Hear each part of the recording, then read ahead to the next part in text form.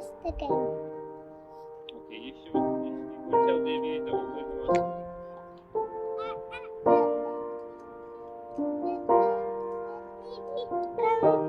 Could I play the monster game? This is sadness. This is love.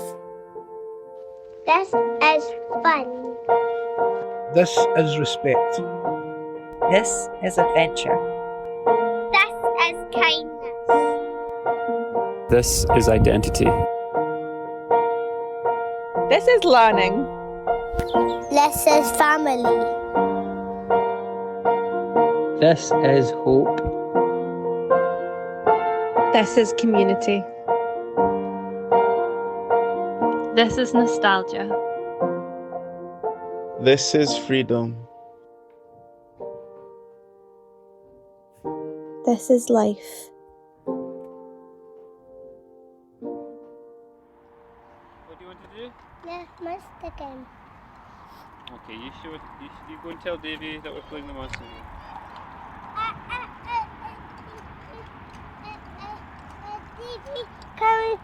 Could I play the monster game?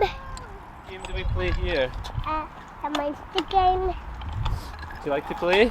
Yes. I want to play that game. Go and tell Davey. Go and tell Davey about it.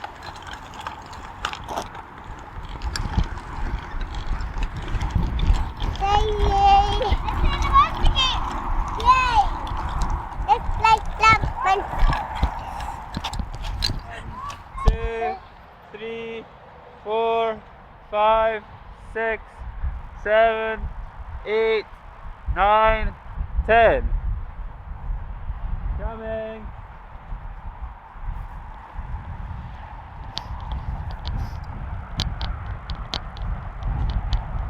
Oh, I see some boys. I see some boys.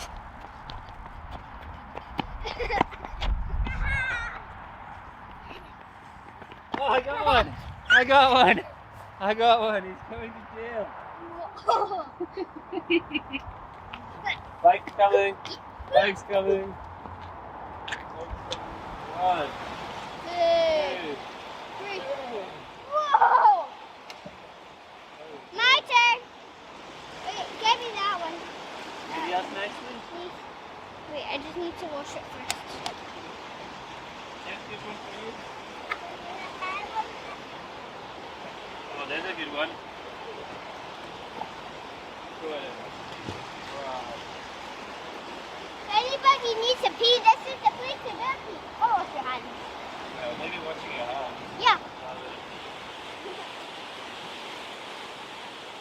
So when did you start coming here? It started coming down when lockdown started and we realised that our walks were going to be limited. So we started exploring these different paths, and I'd heard that the river was close by, but we hadn't actually made it down. So every day during the lockdown we had our hours worth of exercise. Decided one day just to try and find it. So the first attempt we didn't find it, and the second attempt we didn't find it either, but the third attempt we managed to find the river and a path, and we realised it was actually incredibly close, and ended up coming down every day for an hour, exploring, throwing stones, just playing in the forest, that kind of thing. Put it in the water and wash it. And put the water in it. Wow, look at the water. Yeah, do you want some stones? Yeah, look at a stone. Where is it? Oh, look at that one. You're going to throw it.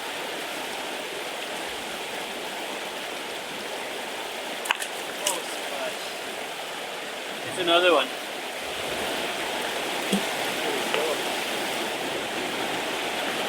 You want a big one? Oh, excellent. Now here's a big one. Watch it for Davey. Go, throw it. Yay!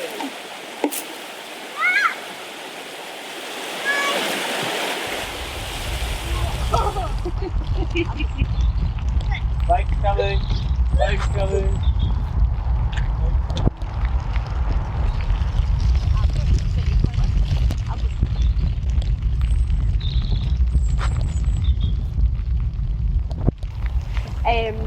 really liked what you were saying when we were walking, well, cycling, about how cycling makes you feel at the end of a day. Like And now that I'm after the bike ride, I can even describe it even better. Yeah, I know. But it's good to get out before all the chaos back into like normality. Yeah. I'd go on to either a walk or go on a short bike ride just to cool off, collect my own thoughts, and even if it's not that, just even for a day, it was a relief to get outside instead of being inside and having the anxiety of COVID and all that. It gives me a chance to get back to normal. It makes you feel very... Gives you a chance to feel like you're running really fast or something like that. Yeah. Or just some people have got like Facebook groups of cycling and all that. Yeah. Like same with running groups, same with any sport stuff. Yeah. I just want to be by myself, have my own thoughts to myself. Yeah. It's so nice, you can just... I felt like that as well, because you can't look at your phone, and I didn't have any headphones with me. It just was like half an hour just being alone and like with my own thoughts. You don't get that a lot. No. Especially with you being a new, well, not new mum, but like with being a mum and having work and all that, it gives you a chance to actually have a moment to yourself and like reevaluate and all that. Yeah, I know, I think it's really nice. I'm going to start cycling more. Looking at locations after COVID with me and my dad, because we were thinking of doing around Scotland, like you know how they did it with. Yeah. He was like, "Do you want to do it with me?" I said, "Yeah," because I was wanting to do it. I have no idea how to fix it. Now I know how to take out background noise and stuff, so I'm like, actually it's less pressure now. They're good for when you start your podcast. Yes. You know, you can do all the sounds. Now there's nothing holding me back from my podcast. I know. So that's, I'm guessing, when did you first discover this? Was it pre-lockdown or mostly during lockdown? Oh, pre-lockdown, definitely. I was trying to think about that this morning, actually. I was like anticipating you coming, and I was trying to, like, when did we first, what was my feeling when we first discovered the forest? I don't really remember, because we've been there so many times now as a family that it's become our place. So I don't know when that started. I know a lot of people discovered it during lockdown because you're limited to say where we could go, but for us it's just been our place for. So I don't know, we just kind of probably Google searched something and it came up like, oh, that's no close by. It's a good kind of unknown, it's like a hidden gem, isn't it, actually? Yeah, it really is, because when you're in it, you just, especially depending on the season, you can really feel separate. You only got the motorway coming on one side of it, and then you got this busy London road, so you just feel very separate from all that, although they're so close. And so I think that's one of the kind of wonders about it, is that just that wee spot of nature. We're in these,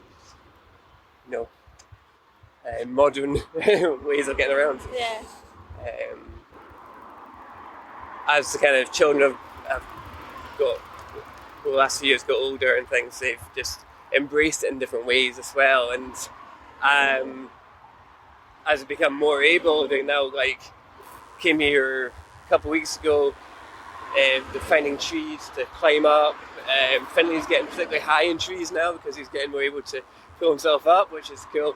And of course I'm up the tree yourself as well with them because I can't help myself.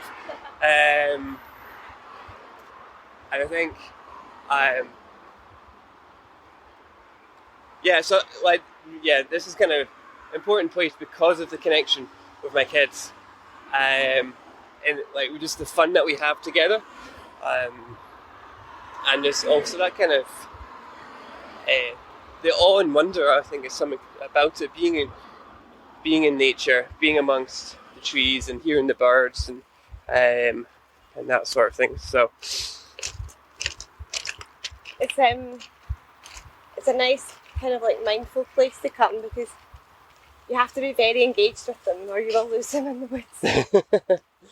Yeah, that's funny. Yeah, it's, you know, because there's a little path. So I had the buggy, so I had to stay to the main path. But this path here, it's what Finlay and Michael just went straight down. I had to take the main path, and they're going straight down this way. So what I'm doing, it was springtime, so I could see a bit more than we can see today. But I just almost just seeing these flashes of whatever colour t-shirt they were in that day. But just seeing them flash around in the trees, like right, they're together. And there they are now, looking around there. Right, I'll meet them right over there, watching them where they are. But it's like, it seems like a safe space, but I can see where they are. But they've also got a bit of independence as they kind of venture together. And then they come back reporting that, like Finlay was like, I was looking after Micah, you got stuck at this wee bit, but it was there, and it's just that wee camaraderie between the two of them, which is lovely. Yeah. To see. But yeah, that's interesting you say that kind of mindfulness aspect, and the whole idea of kind of forest bathing, and it's a Japanese word for that, but I can't remember what it is. But yeah,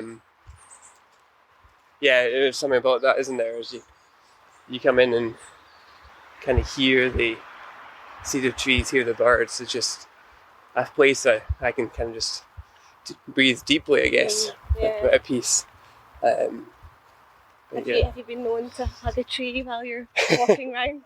It's more just maybe climb and hug the tree. Hugging through necessity. Yeah, hugging through necessity. That's like clinging on. Or I've had a hammock here as well, so that was hugging the tree while I was in the hammock. I think also what I love seeing this place is the different seasons and how they kind of like bring different parts out of this place. So like in the summer just now, it's very green and you can't really see very far, but it's just very lush of life. And then you get the conkers and things appearing in autumn. You get to enjoy them, and then leaves changing colour, and then in winter you've got the sometimes had the snow around. We've been trekking around in the snow here, and in spring you just get to see the signs of new life coming through, which again it just brings that that wonder again that I mentioned earlier to this place. Yeah, so you like to say that kind of let it go wild a little bit, and I think we miss that a lot as a society. We can isolate ourselves from the wild in a sense, and like I love Tollcross Park, but it is very like this designed in a certain way, and it's manicured in a certain way, and it's a great space. But also there's something about here about just you've got weeds coming up everywhere, or it's just random plants coming everywhere, and I think something about that is just really important for me, and people have built little shelves, people have chosen to build their little dens or put up that's a new one, fairy door, paper fairy doors or other fairy doors. So I really like that. So I think it's like their wildness kind of allows people that freedom, like they're not going to ruin it, they're not going to break it, so like they can make their own interventions in nature, and they're not feeling like they own these trees and dirt and sticks,